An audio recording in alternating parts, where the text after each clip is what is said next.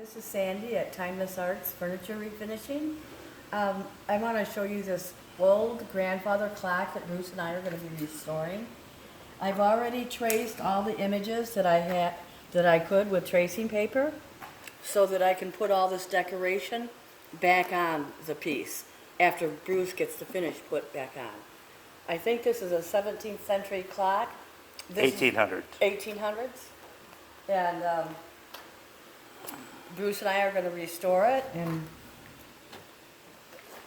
I'm going to start stripping this part, and there's, the top to it is at home in my studio, and the door that goes here Yeah, is right. at home in my studio, and I've already traced a lot of the images off of here so that I can put them back on.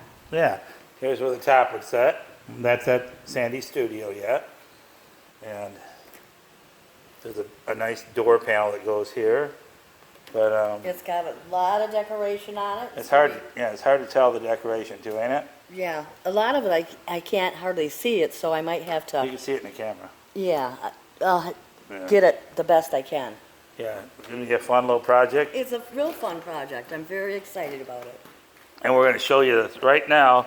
The thing needs a lot of work. You see the finish is just old and deteriorated, and there's some of the artwork on the side of the piece. Like I said, there's a door that sits there with raised work, and up top is the top bonnet of the clock, but that's at Sandy's studio. Today we're just gonna show you this, and we'll be doing some videos on it as we lay the finish on it, and then Sandy starts to decorate it. That's when the real magic happens. Oh, so. come on. All right, well, hey, thank you. Thank